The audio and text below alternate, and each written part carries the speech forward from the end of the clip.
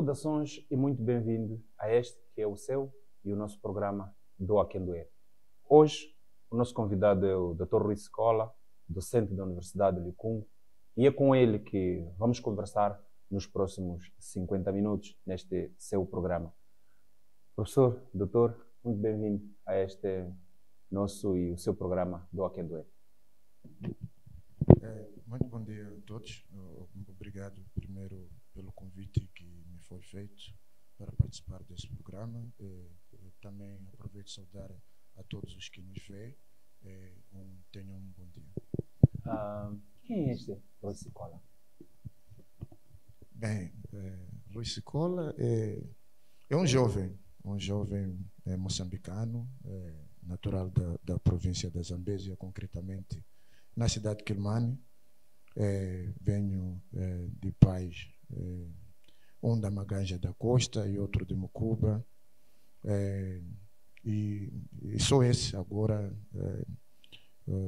depois de ter cumprido com aquele que é o primeiro processo de formação do homem. Hoje sou já professor doutor e trabalho como docente na Universidade de Licungo. Para além de docente na Universidade de Licungo, sou também gestor acadêmico, sou chefe de repartição do mestrado de gestão ambiental e sou também coordenador do grupo de pesquisa em conservação do ambiente e da biodiversidade. Muito bem. Este seu percurso acadêmico, conta-nos as saliências, reentrâncias, os seus momentos bons, maus, durante a sua vida acadêmica até chegar ao professor doutor. Como é que foi? Bem, eu considero normal, como todo um processo. Primeiro porque passei e segui todos os trâmites legais, como um jovem nascido em Quelimane, mas que não tinha as condições que eram das melhores para que me formasse. Então optei que a academia seria a minha saída. Fiz o ensino primário em Quelimane, em escolas públicas. Aliás, toda a minha formação foi em escolas públicas. Fiz o ensino secundário numa das melhores, se não melhor escola da Zambésia, que era na altura chamada Liceu, e depois a 25 de setembro. Depois concorri e ingressei à Universidade Eduardo Mondlane. Aí na Universidade Eduardo Mondlane fiz a minha licenciatura de base, que é em Geografia, Desenvolvimento Regional e Ambiente, e fiz isso em tempo útil, em tempo recorde. Mas o que salienta aqui até essa licenciatura é que na altura, para eu me dar bem, eu jogava futebol. Eu fui jogador de futebol e era daí que eu conseguia ter alguma rendinha para comprar algum material escolar. Mas depois eu vi que o futebol também não iria me levar a um bom porto e decidi seguir para a academia. Tendo feito a academia e por alguns constrangimentos também havido na minha formação em termos de licenciatura, eu fui do grupo dos estudantes de 2000, que culminou com aquela greve de 2005. Então fez parte. Exato. Então, nessa altura, a melhor saída era mesmo voltar para casa, porque ainda não estava melhor enquadrado em Maputo. E para além de que, diferentemente dos outros anos, aquele foi um ano atípico, porque exigiam-nos que logo que terminasse a formação, as pessoas abandonassem a residência universitária. E eu vivi na residência universitária durante toda a formação de licenciatura, mas não tinha como eu ficar em Maputo, porque não ia conseguir, na altura, pagar ou arrendar algum lugar para eu ficar. E eu voltei. E voltando, eu até apelido disso, eu voltei como uma gaíça. Né? Magaíça quer dizer, tive que levar todos os meus pertences. Na altura, tudo aquilo que me pertencia, tive que amarrar em caixas, em lençóis, e apanhando uma transportadora, eu regressei à cidade de Quelimane. Regressando à cidade de Quelimane, também na altura não era bem fácil, como se diz, ter emprego ou ter emprego. Eu fiquei cerca de 6 a 8 meses desempregado e ficava mesmo em casa, mesmo já tendo a formação. A formação e batendo algumas portas. Okay. Mas na altura também, porque havia mesmo a necessidade, e era uma maior necessidade em relação aos tempos de hoje, e mesmo as oportunidades também elas haviam. Então eu já havia concorrido para o Tribunal Judicial da Província da Zambésia. Okay. Mesmo sendo ambientalista? Mesmo sendo geógrafo. Desculpa. Mesmo sendo geógrafo. Só que a formação do geógrafo da Universidade Eduardo Mondlane é diferente das outras universidades, porque a do Eduardo Mondlane tem a componente estatística e matemática. Okay. Então é por isso mesmo que, sim, que o edital do tribunal pedia jovens ou pedia candidatos com curso de estatística, matemática, geografia e áreas afins. Exato. E eu entrei para o tribunal também na carreira dos tribunais. Okay. Eu entrei como técnico superior de estatística. Okay. Então trabalhou no tribunal? Trabalhei no tribunal durante 2 anos, é lá onde eu fui nomeado, primeiro provisoriamente, no aparelho do Estado. Fiquei 1 ano e depois, por uma oportunidade que eu tive na Universidade Pedagógica, na altura, delegação de Quilmane, foi-me convidado a ir lecionar. Okay. Quem lhe convidou? Quem me convidou, na verdade, na altura, foi o diretor da delegação, o professor Dr. Moraes. Okay. Isso por quê? Porque eu já ia lecionando há mais de 2 semestres e não sei como chegou a ele sobre a minha figura. Okay. E num belo dia eu recebi uma chamada da secretária e dizia que o diretor queria falar comigo. E isso me assustou. O que foi? Eu não sabia, sendo funcionário do tribunal. Do tribunal. E tivemos uma breve conversa em que ele me perguntou se eu estava bem onde estava, porque já tinha conhecimento que eu era funcionário do tribunal. Inclusive, me disse que gostaria que eu ficasse na universidade a dar aulas, e se aquilo me acomodava. Porque eu, estando a dar aulas, já achei que melhor era mesmo estar na academia, porque me enquadrava e podia continuar com a minha vida futura e o meu percurso, uma vez que no tribunal não estava na carreira específica do tribunal. Isso mesmo. Então, ele me garantiu. Uma coisa esplêndida nisso tudo é que eu tive que sair do tribunal, porque já estava nomeado, e passar à universidade pedagógica. Mas isso tinha os seus entretantos. Então, na altura, eu tinha 2 possibilidades, ou o funcionário do Estado tinha 2 possibilidades, ou pedia a transferência, ou pedia exoneração. Sim. Na altura, por exoneração, ainda podias voltar ao Estado. Não, agora que já... Agora saiu. Isso mesmo, que a lei já não permite. Então eu disse ao diretor, ok, eu vou pedir uma transferência para o tribunal. E ele na altura, não faça isso. Okay. Sim, para a Universidade Pedagógica. E ele na altura disse, não faça isso. Não faça isso porque transferência só vem se a transferência for aceita. Aceite, claramente. Então, sim, se for aceite, se não for aceite, não passas para aqui. Mas eu estou com programas bem claros, porque estou a fazer crescer, inclusive, a universidade. Eram poucos docentes na altura. Então, e sendo um filho de casa também. Exatamente. E eu penso que ele percebeu o meu enquadramento na universidade. Daí que me garantiu que se eu saísse do Estado, ele podia de novo ver se me nomeava. Então eu tive que pedir exoneração no Estado. Foi uma coisa... Foi em 2006. 2006. E na altura não era fácil pedir exoneração no Estado.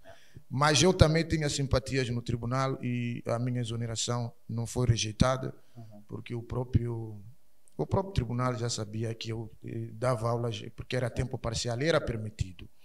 Não é? E pedi a exoneração, isso é que levou algum tempo. A exoneração levou algum tempo, porque na altura eu estava a criar um departamento, era um departamento novo nos tribunais, e não se via a minha saída como é que continuava o tribunal. Então já deixaram um barco à deriva. Exato, e me foi pedido para que pegasse um colega e o transformasse também em um técnico de estatística. Para dar seguimento ao que estava a ser feito. E daí foi admitido um colega e eu fiz isso de boa fé. Inclusive já havia comunicado ao tribunal que eu tinha uma oportunidade de fazer um mestrado e eu não podia alargar essa oportunidade. Então fiz o que foi pedido, trabalhei durante 6, 7 meses com esse colega, ele já entendia as coisas e eu recebi a exoneração. Ok. Tendo recebido a exoneração, não passou uma semana também, o mês estava a vir a minha nomeação na Universidade Pedagógica. E daí eu fui fazer o mestrado em Maputo. Okay. Sim. Okay. Feito o mestrado em Maputo, porque também, quando chego à Universidade Pedagógica, sou nomeado chefe do Departamento de Tecnologias de Investigação e Comunicação, porque na altura eu vinha do tribunal, era tudo essa relação, não havia muita gente ainda formada, especializada. Eu vinha das estatísticas do tribunal, quer dizer que a minha vida era trabalho com o computador e as TICs, e cheguei lá, ainda não havia também um colega que capaz de... Exatamente, então eu fui nomeado a esse posto. Tendo sido nomeado a esse posto, obrigatoriamente tive que ir fazer o mestrado em informática. Okay. Então, informática? É informática. Mudo de área, saio da geografia e vou fazer a informática, que também fiz em tempo recorde e fui administrando a área das tecnologias, mas depois também apareceu-me a ideia de fazer o doutoramento. Concorri, eu fui com uma bolsa do Estado, sim, mas eu tive que concorrer para ingressar à Universidade de Coimbra, porque, diferentemente das outras universidades, onde o acesso é via concurso à bolsa, concurso a uma bolsa e vais a essa universidade, eu tive que concorrer à universidade com candidatos para fazer o mesmo curso, só depois de ser apurado é que eu submeti o pedido da bolsa à universidade pedagógica. Okay. Deve muitos favores ao professor Moraes? Claramente. O professor Moraes foi como que um pai para mim. Aliás, ele foi um pai para todo mundo. É por isso que nós temos saudades dele. E são grandes essas saudades. Conversamos e falamos disso todos os dias, as saudades que nós temos com o professor Moraes. Eu, quando concorro e entro para o doutoramento na Universidade de Coimbra, porque também já havia um programa introduzido pelo magnífico reitor Utui, que era a questão da formação dos quadros e aumentar o nível de conhecimento, mesmo background dos docentes. Então, quando eu sou apurado e eu tenho que ir a Coimbra, sai um despacho de que não havia bolsa e que eu tinha que concorrer a uma bolsa. E na altura eu tinha mesmo que ir estudar e a minha decisão foi, ok, não há bolsa, e me garantiam que eu teria bolsa no ano a seguir, porque um dos colegas terminava a formação. A altura era assim, era tudo programado. Sim, tinha que terminar, exatamente, isso mesmo. Então, como ia terminar o outro, então eu iria ter a bolsa que o outro deixava disponível. Mas eu disse, ok, então para eu não perder uma formação em que foi mesmo via concurso, que não era fácil na altura, e entrar à Universidade de Coimbra. Então, eu disse à direção, ok, se eu vou ter bolsa no próximo ano, eu só preciso ir para ficar 2 meses, voltar e depois, quando for, já tenho a bolsa, então eu vou com custos próprios. Opa! Isso não deixou confortável a universidade. É daí que diz que o professor Moraes pergunta se foi um pai na altura e ele viu que não era justo um funcionário usar os seus próprios, isso mesmo, para ir fazer o estudo, e inclusive para beneficiar a própria nação, porque para além de beneficiar a mim, ia beneficiar, como está a beneficiar a própria nação moçambicana. Então ele viu qual era o meio de eu poder ir a Coimbra e não ter todos esses prejuízos. E na altura a ajuda que pôde me dar e que estava clara foi pagar a passagem, porque isso existia, a passagem para o exterior. Então ele pagou a passagem e os 2 meses que eu fiquei lá, eu me desarrasquei. Quando voltei, eu já tinha a bolsa, claramente. Muito bem. Mas há quem diz também que, independentemente dessas boas palavras ao professor Moraes, há quem olha nele como uma pessoa que, passa a expressão, deixou a universidade arrastar-se e já não havia controle. Tem a mesma sensação? Não, eu não tenho a mesma sensação, porque para mim o professor Moraes primeiro era presente, sabia ouvir e perguntar, não é? E muitas das vezes ele não fazia as coisas por sua mera decisão. Ele fazia as coisas que era o que ele colhia da sensibilidade das pessoas. Foi por isso que a universidade na altura pedagógica e delegação de Quelimane, cresceu rapidamente da forma como cresceu. Primeiro cresceu infraestruturalmente e depois também cresceu em termos de recursos humanos. Isso mesmo, porque maior parte de nós trouxe o conhecimento à academia. Maior parte de nós começou a estudar no projeto do professor Moraes. E isso como acadêmico, eu vou falar mais da parte acadêmica, porque eu não sou administrativo. Então, como acadêmico, nós não víamos assim. Nós víamos, primeiro, os nossos problemas resolvidos. Nós nos reuníamos, aquilo que nós dizíamos, nós víamos claramente que depois era executado, mesmo que não fosse a 100%, mas era executado. Na altura, tenhamos consideração, é claro, eu não vejo... E hoje não tem consideração? Bem, temos consideração claramente, mas não comparando, porque aqui era uma questão de ver o professor Moraes, como eu vi na gestão do professor Moraes, e como está a dizer agora é uma universidade, inclusive, já não é uma delegação, a gestão também não é igual, portanto é muito difícil comparar isso, mas eu falo do passado, ou seja, eu sinto saudade do passado, como penso que muitos dos meus colegas sentem saudade do passado. Não tem passado, futuro é incerto. E o seu presente? Bem, o meu presente, academicamente eu estou muito bem, Sente-se confortável? Eu estou confortável porque academicamente eu sou professor universitário, eu sou docente universitário. Eu fiz a minha formação, como disse, fiquei professor doutor. Veja que eu começo de uma geografia, foi por minha decisão passar para informática, porque estava a gerir, apesar disso, mas depois, quando eu vou fazer o doutoramento, eu volto de novo para a minha área de formação, porque o mestrado, na verdade, é uma ponte, não é? Era uma ponte, sim, e na altura já estava-se a falar de que na academia só deviam estar indivíduos com pelo menos o nível mínimo de mestrado.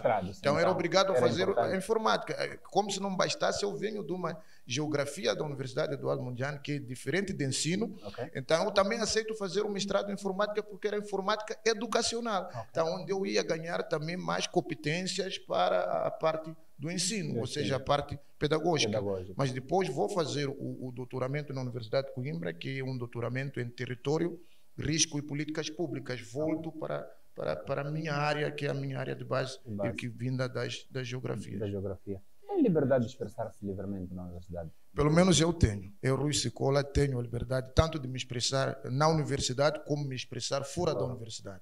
Porque eu penso que eu falo aquilo que eu sinto.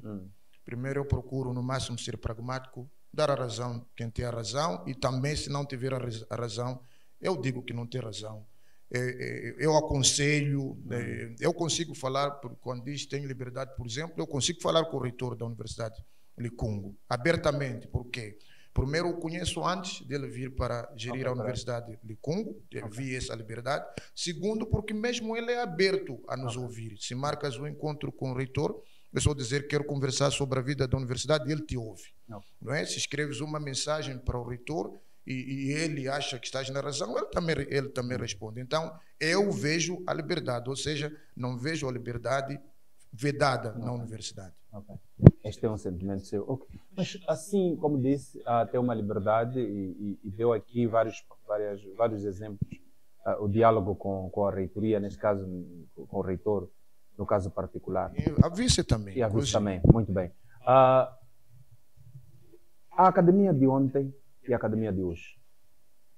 Quando olhas o passado, não é?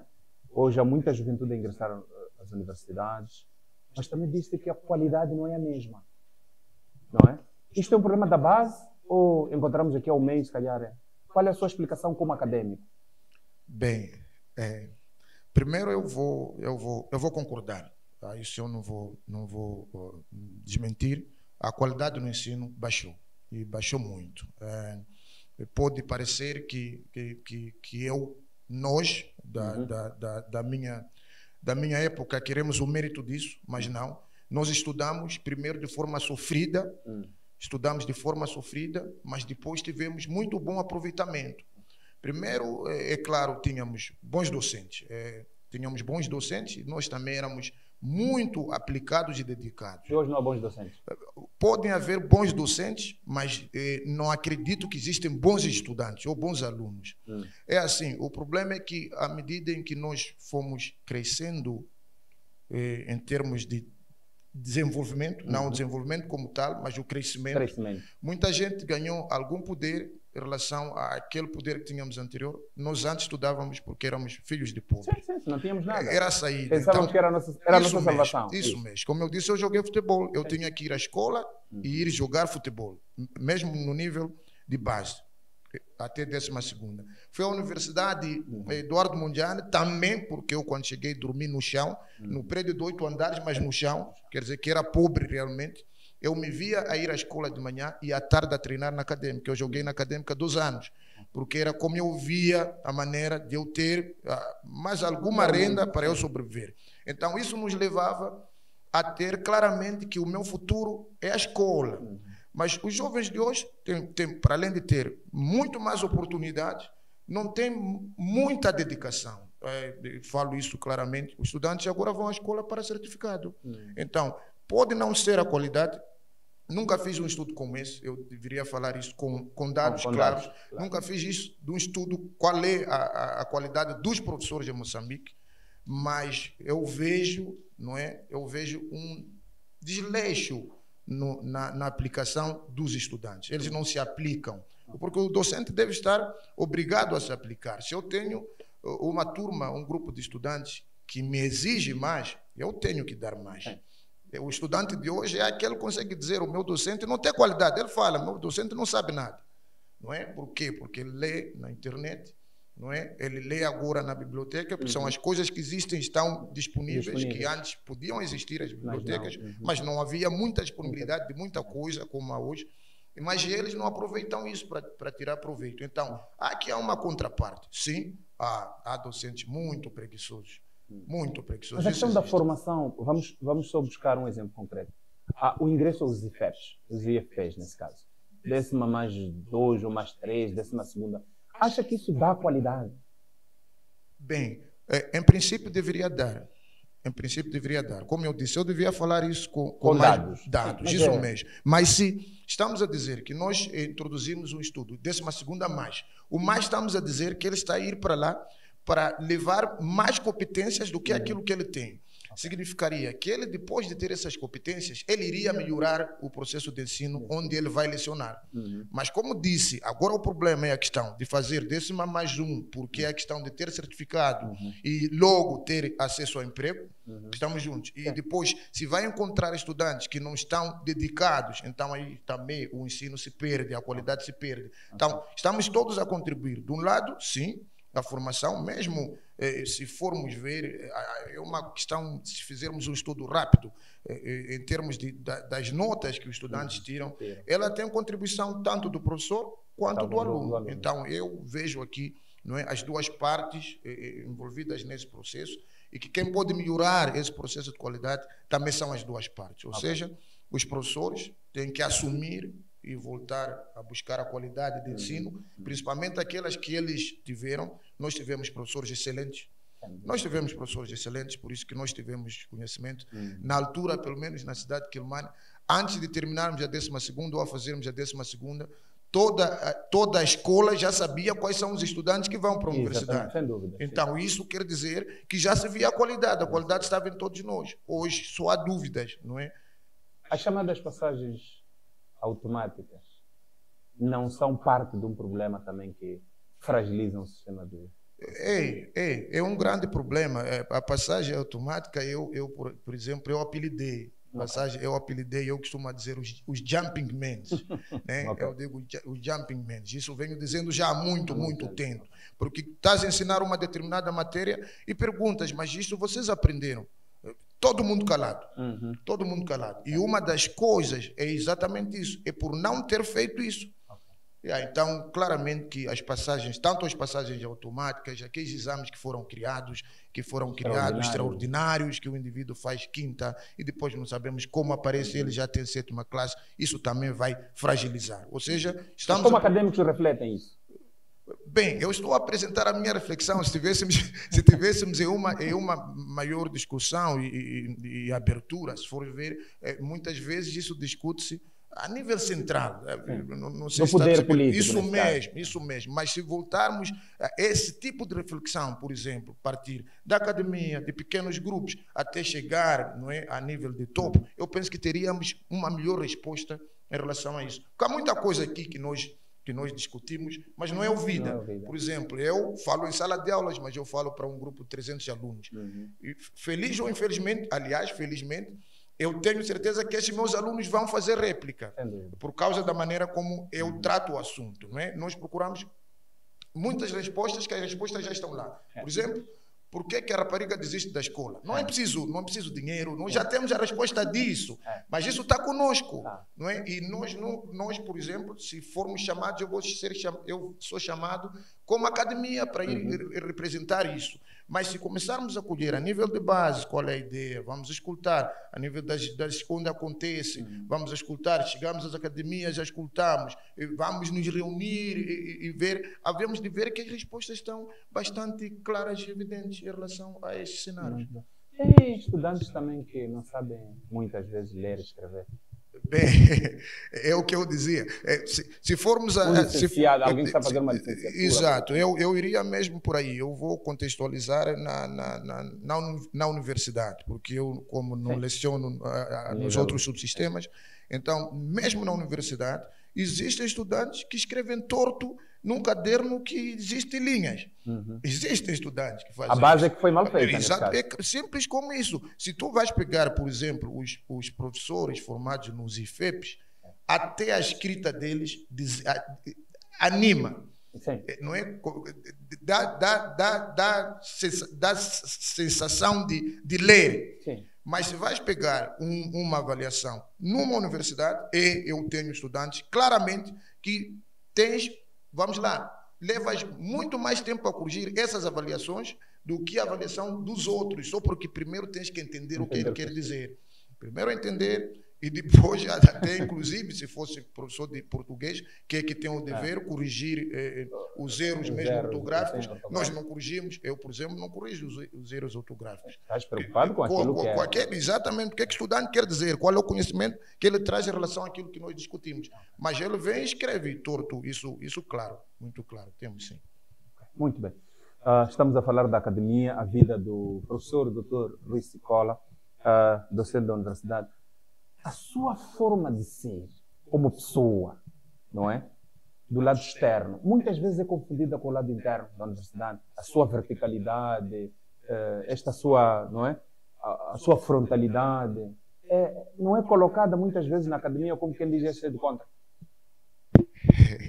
Bem, sendo um programa, sou mesmo obrigado a responder, mesmo que não estivesse preparado para isso, mas como bem disse, eu sou o eu e não vou deixar de ser o eu.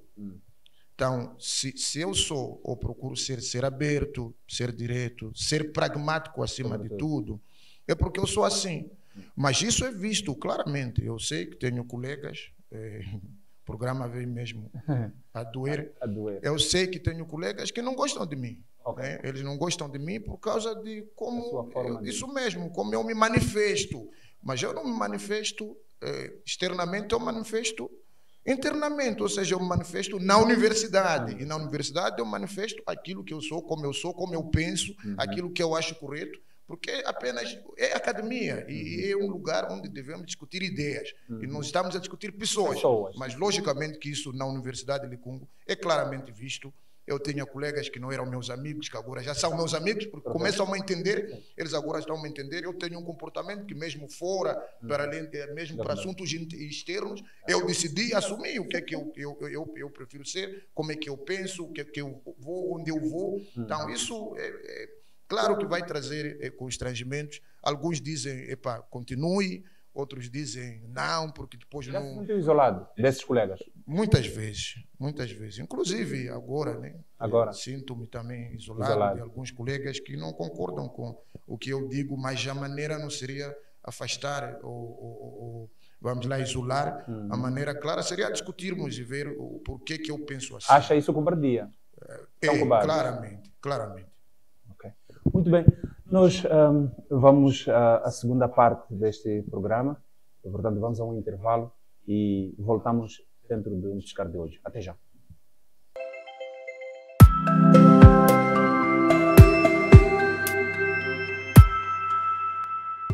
Bro, baixa lá a aplicação e curte uma vibe nice em www.jogabets.co.mz, porque aqui não falha nada. Registra-te e bate uma aposta na melhor app de apostas de Moz. Jogabets é de Moz, não falha nada.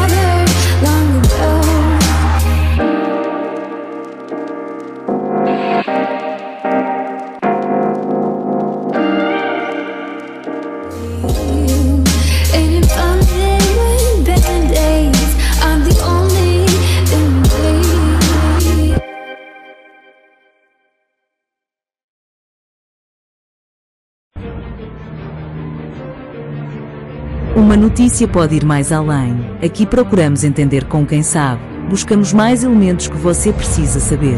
Revelamos factos inéditos. Colhemos sentimentos, desabafos, alegria. Tudo ao pormenor. A reportagem DZ revela-lhe tudo.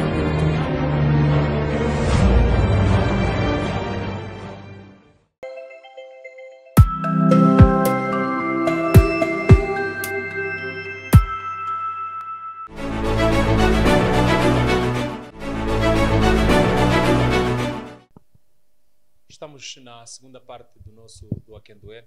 Fomos ao intervalo conversando com o professor Sicola, onde ele mostrava digamos, explicava-nos, sobretudo, a forma como alguns dos seus colegas o tratam, o vê, mas porque ele é pragmático, é concreto no que quer e não tem duas caras, passa a expressão. Professor, quem são essas pessoas que muitas vezes lhe vê? Teria coragem de apontar? Bem, não. Não teria, primeiro porque eu penso que não seria correto.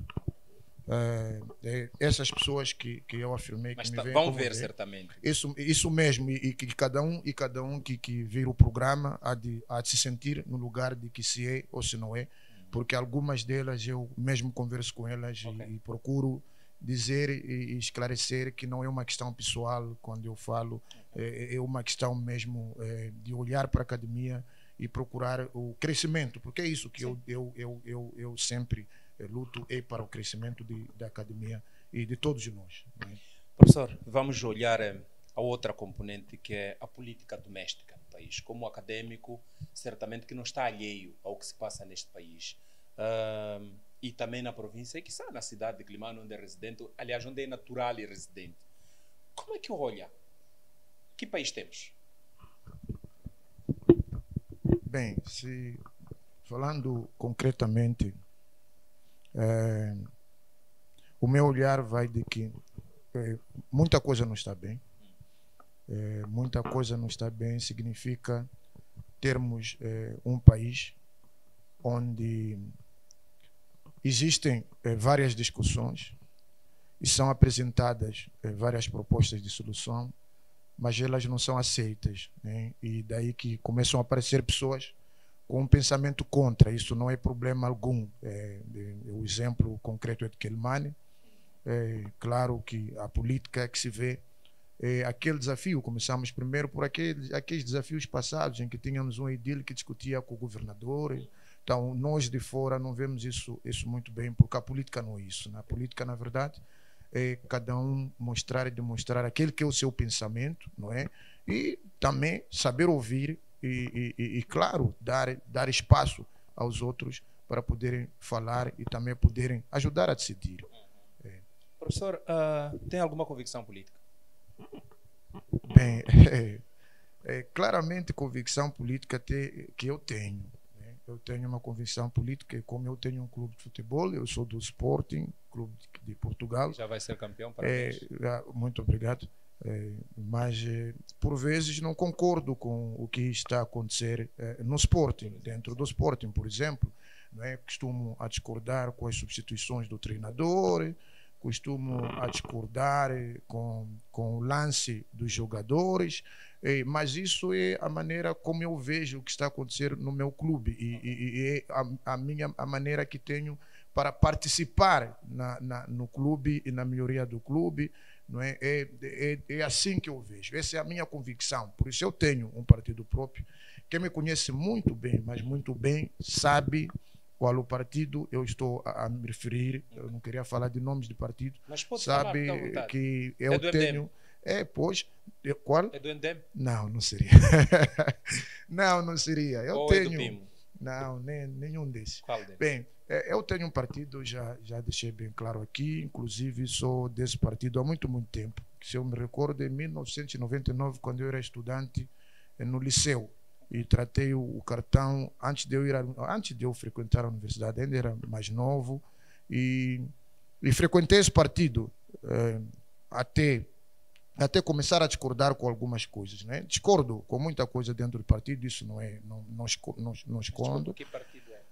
Bem, como eu disse, para mim não seria muito ético, uma vez que não é um programa partidário, Claro não queria que não partidizar. Mas é no sentido de compreender, muitas vezes, uma ideia contrária é vista como alguém da oposição, como alguém... Não, mas como disse, eu não sou da oposição. Eu não sou da oposição. E até prova em contrário, eu sou do Partido Frelimo e eu tenho cartão do Partido Frelimo, eu não tenho cartão de outro partido, não é? Mas tem vezes que eu sou visto de forma que eu sou visto porque eu falo com outros militantes de outros partidos, como por exemplo o Partido do Renamo, já que a história é essa. Sim. Eu sou grande amigo do Edil Dickelman, eu sou amigo porque ele é acadêmico, Sim. tratamos de assuntos acadêmicos, inclusive organizamos workshops, seminários, desenhamos programas de desenvolvimento, mas isso é como eu vejo que posso apoiar e contribuindo para a minha cidade. E claro que no Partido Frelimo, onde eu disse sou, já me vê mal, muitos já me dão outro partido político, enfim, não sei, pode ser que seja já o pensamento, ou vamos lá, o pensamento de me ver num outro partido, ou de me ver a não ser, mas eu nunca assumi, nunca disse isso publicamente a ninguém. Já manifestei várias vezes e algumas vezes ter alguma simpatia por esse partido, isso eu não vou esconder, pelo Partido do Renamo, claramente. Muito bem. Disse que é membro da Frelimo, e isso é normal, cada um de nós. A Constituição da República dá este direito. Tem um cartão já há anos, já voltou, já colocou as suas ideias diante do partido para ver se alguma coisa melhorar. Já lhe deu espaço, já teve espaço sim, já tive, desde que sempre que fui chamado a contribuir, eu contribuí como militante do partido, aliás, como membro do partido. Porque eu estou inscrito. Paga cotas? Eu já, algumas. Desculpa, paga algumas, cotas? Okay. Sim, porque, como disse, há algum tempo eu vim mostrando o meu pensamento contrário em relação a algumas coisas, decisões ou ideias. No tempo da Universidade Pedagógica, nós éramos muitas vezes chamados a participar na vida do partido, mas depois os outros camaradas iam vendo que a nossa contribuição provavelmente era no sentido de querer abocanhar os lugares ou abocanhar o partido, mas para mim nunca foi assim, era mesmo uma contribuição acadêmica e eu sempre deixo ficar a minha contribuição acadêmica, mas depois de um tempo, claro, deixamos de ser chamados. Deixamos de ser convidados no sentido de que eles estão a vir porque querem ficar aqui, mas não era isso, nós íamos em algumas reuniões para consertar, né? para mostrar pensamentos, ideias, e nós contribuíamos. Como não era eu só, éramos muito como acadêmicos, nós temos células, eu tenho célula na universidade. Tem uma célula do partido, tem, onde se discute assuntos do partido, claramente. Mas, bem, como eu digo, quando eu digo na universidade, isso não está bem, nós geramos assim. Eu não estou a dizer que já não sou da Universidade de Licungo. Agora, se me entende assim, como não sendo da Universidade de Licungo, o que mais eu tenho que fazer? Mas esta coisa de célula numa instituição pública é proibida por lei. Como é que os acadêmicos admitem isso? Bem, eu não vou por aí pela Constituição. Estou a dizer que desde mesmo as instituições, né, são criadas células de pensamento onde se discute. Exato, e tem inclusive de outros partidos. Né? Tem inclusive, sim. Professora, como sabe, até a data da gravação deste programa, o Partido Frelimo não tinha, digamos, eleito, indicado o seu candidato. O MDM vai ser já neste final de semana. A RENAM, talvez, entre 15 a 16 de maio corrente, não é? No Congresso. Acha que a oposição está em condições de ombrear, do ponto de vista de candidatos, com o que vier do Partido Frelimo? Bem, sim, se eu falar como acadêmico, o meu pensamento é de que como eu vejo Moçambique, olhando o atual contexto, o contexto moçambicano, isso mesmo que está a acontecer no Partido Frelimo, que está a acontecer no Partido Renamo, deixo o MDM porque não acompanho muito, porque não tenho inclusive nenhum interesse. Mas o que está a acontecer pode levar a um outro porto não desejado, não é? Porque tanto a confusão dentro do Partido Frelimo, tanto a confusão dentro do Partido Renamo, não está a deixar claro nem primeiro as pessoas como decidirem. As coisas estão a ficar muito apertadas e as decisões devem ser tomadas com antecedência. E o que está a acontecer em ambas as partes pode levar a não um bom porto, como eu disse. Parece que trabalham num termômetro igual, estes dois partidos. Eu não sei aqui quem está a aproveitar-se de quem, academicamente, mas alguma coisa não está bem, porque já devia ter acontecido muita coisa. A Frelimo tem muitos acadêmicos, a RENAM também. Bem, o que estou a dizer. Não, o que eu acho, eu mesmo, o que eu acho como acadêmico, é por isso o meu pensamento, não é? Se isso está a acontecer não só em termos de partidos, mesmo na sociedade. Eu não sei o que acontece. Eu, quando era miúdo, os meus pais, tudo que diziam é ir estudar, vai à escola, porque eles viam o que é isso ir à escola. Então, agora a discussão não se vê o que está-se a discutir mesmo. Se já há muita gente que cumpriu com tudo isso que foi dito. Não é uma questão de poder, atenção, não é uma questão de poder, mas é uma questão de espaço, por exemplo, para falar. Espaço para falar é muito importante, espaço para falar é muito importante do que espaço para dirigir. Nós podemos ser dirigidos com qualquer um que seja, mas que esse decisor nos ouça e saiba que aquilo que nós estamos a falar devido a esse conhecimento que temos. Estamos a trazer um conhecimento para ser discutido e para ser, vamos lá, ajudar na decisão e não olhar claramente pelo poder. Okay. Acompanha como acadêmico a vida do país, como disse anteriormente. Como é que olha Venâncio Mondlane? As lutas do Venâncio Mondlane são justas? Bem, falando sobre o Venâncio Mondlane, eu acho que eu não o conheço muito, mas a partir do que aconteceu nas últimas eleições, porque é onde o vi, aliás, já o acompanhava da Assembleia da República, isso também não vou deixar de mentir, eu gosto muito de ver a Assembleia da República, principalmente as brincadeiras que há lá, porque há muita brincadeira, então eu gosto de ver a Assembleia da República, eu vejo a participação dele.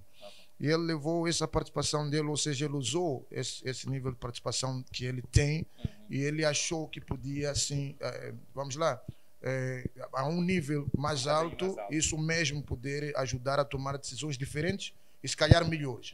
Então, é como eu o vejo.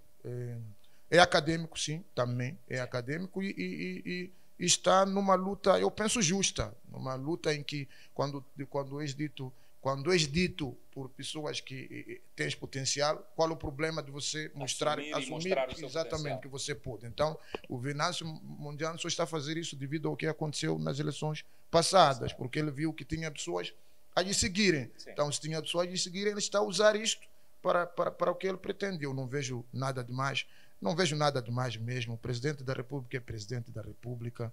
A direção do partido é a direção do partido. A direção do partido tem uma lógica de como ela deve ser e a presidência tem também outra lógica de como ela deve ser. Okay.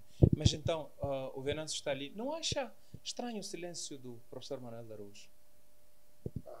Bem, Há quem o considera até de um camaleão.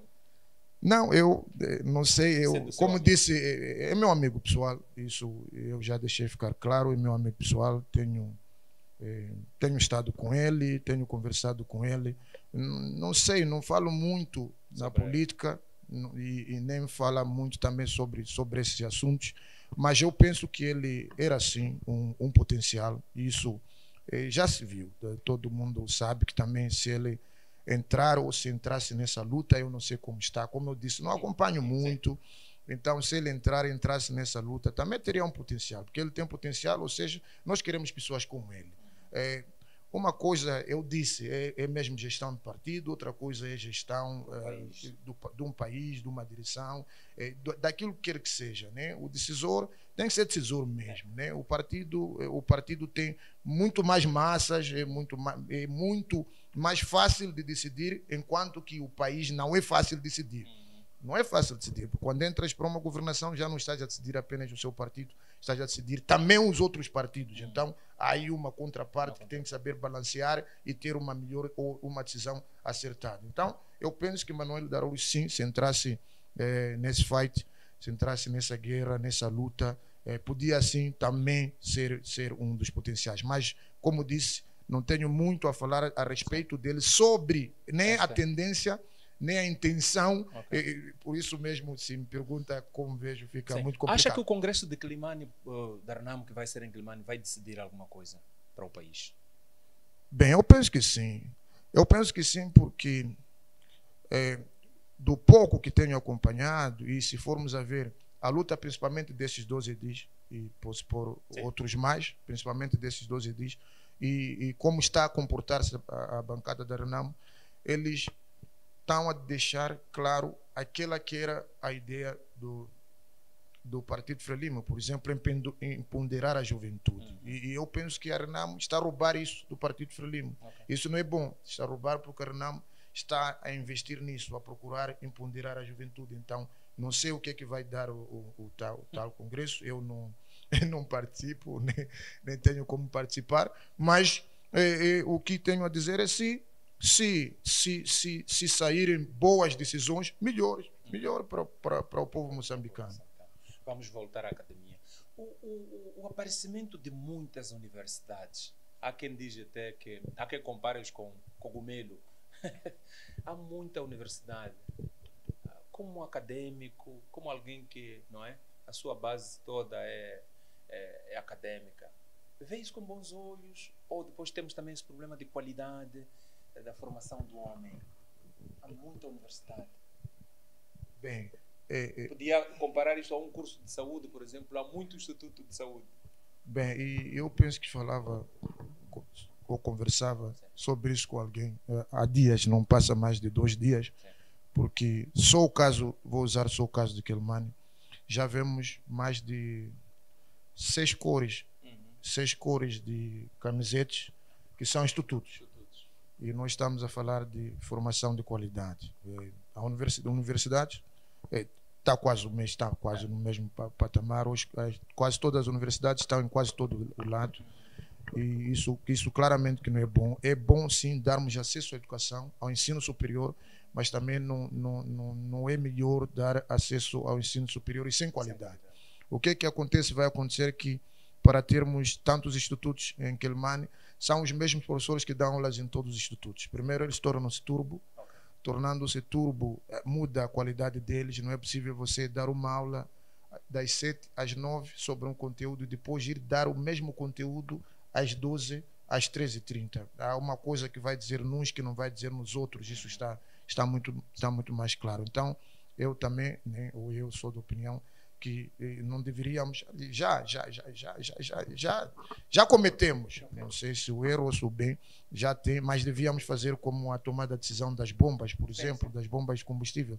Vimos que elas já estavam a ocupar todo o território moçambicano. Nas nossas varandas, Isso cada um mesmo, chegava, comprava então um espaço. tomou-se a decisão de que já não deve ser assim. E penso que foi muito boa a decisão tomada. E também, em relação a essa questão da universidade, era mesmo bom também, mesmo os institutos, nós vimos quando começaram a proliferar as universidades, houve também a necessidade de fechar algumas, devido à falta de qualidade, devido à falta de alguns requisitos. Então, também devia ser o mesmo, não um instituto a funcionar numa residência, né, mas a funcionar num instituto. Aí teríamos uma qualidade desejada, porque a qualidade não é só recursos humanos, é também a infraestrutura onde isso funciona. Se formos ver, nem todas as universidades têm a infraestrutura adequada para a formação no ensino superior, por exemplo, no ensino técnico profissional. Então, vejo também sim como essa proliferação contribuindo também na redução da qualidade.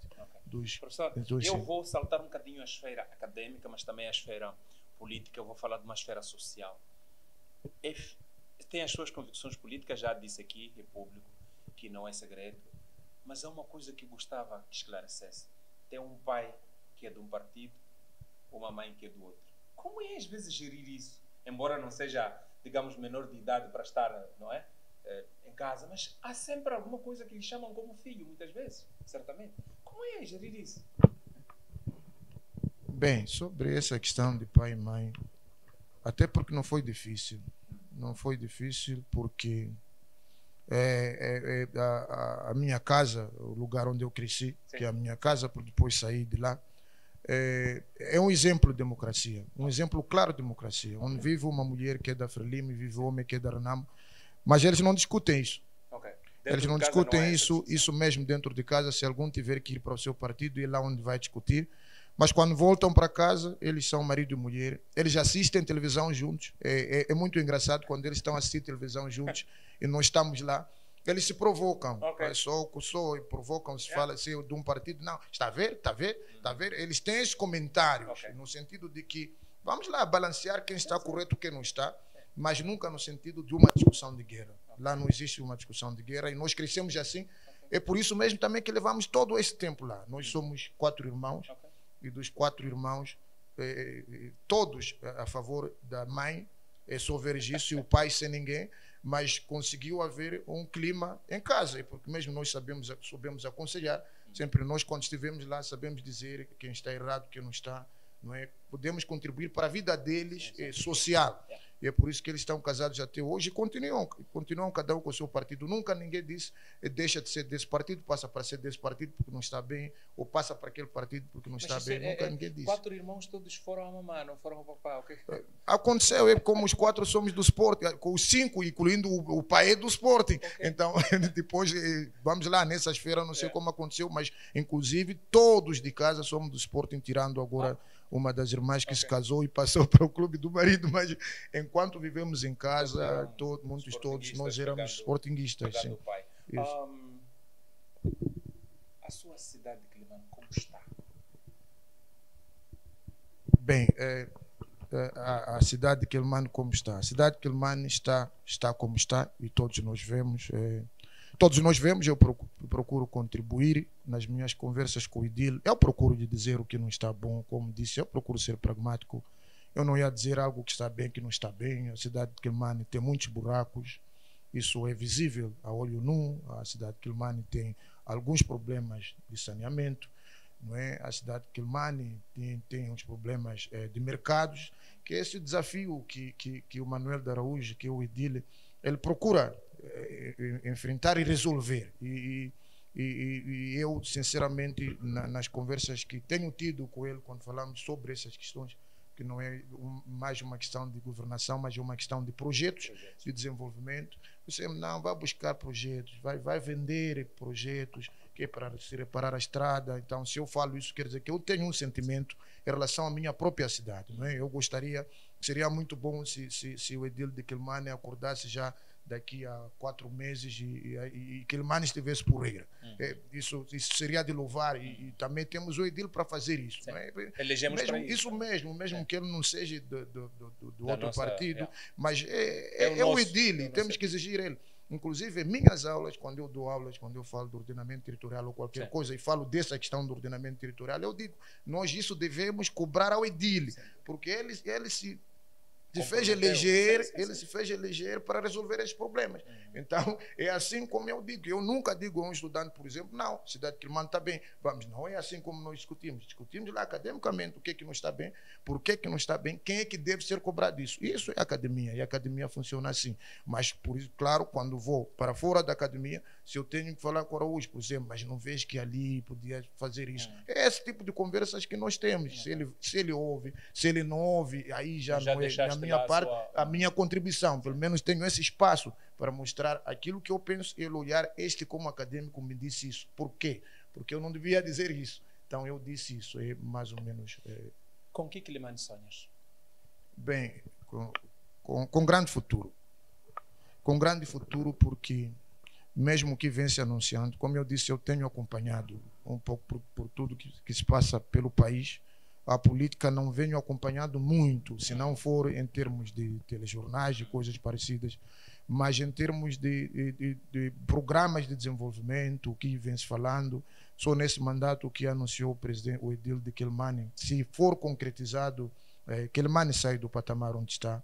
Isso é muito claro, já foi anunciado reabilitação de pontes, do mercado central, vamos ouvir de estradas, já ouvimos, mesmo que não seja o edil, que virá um apoio do Millennium Challenge Account. Essas coisas todas, se elas forem muito bem geridas, ou se forem geridas como o povo assim o quis, eu vejo sim Quelimane a sair do patamar onde está e a ir a bons portos, né? Há muito boa coisa que está em carteira, que se fala, que todos nós ouvimos. Agora foi anunciado o fundo para a juventude, é o que a juventude quer. Espero também que esse fundo seja dado acesso a esses jovens, porque isso mesmo que necessitam. Então, com isso eu vejo que há futuro. Ele vê que há futuro. Professor, estamos a caminhar para o fim. Se calhar, o que é que não terá dito que gostaria de dizer?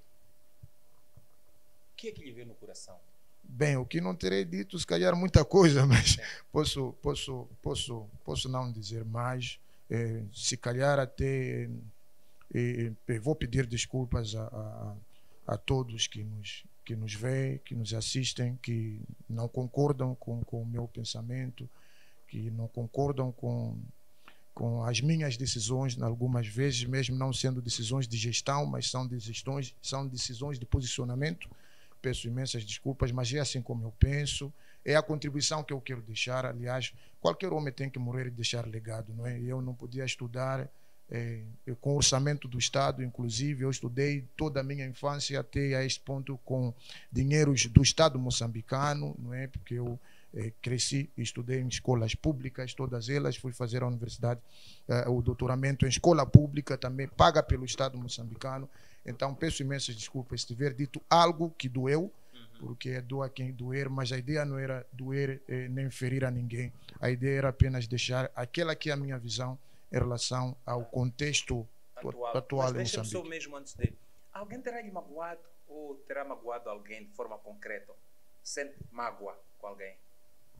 Eu penso que não. Posso já ter magoado, se calhar, a minha família, que não esperava que eu pudesse tomar algumas decisões, como, por exemplo, hoje em dia, apoiar um edil que não é do partido de casa, mas se ela se magoou, ela sabe porque se magoou. Eu não a levo a mal, inclusive minha mãe, minha família, e continuamos a conviver. Se calhar um dia se veja como é que meu pai conseguiu conviver até a idade que tem, sem ferir ninguém, sem magoar ninguém. Então eu penso que deve ser a única pessoa. Os outros colegas, peço também perdão, porque por vezes escrevo coisas que me vêm à cabeça, pode ser que as pessoas não entendam o que eu queira mesmo dizer, mas nunca é pessoal. E, inclusive, quando eu escrevo em grupos do serviço, que é da universidade, eu escrevo, não estou a falar pessoa, estou a falar processo. Okay. Tem sido este o seu caráter. Mesmo. Termina aqui mais uma edição do Doa Quem Doer, na fé de que os 50 minutos foram poucos para conversar com o professor Dr. Rui Sicola, docente da Universidade Licungo, delegação de Quilimane. Na próxima semana voltamos, se Deus quiser. Até lá, fique bem e boa noite.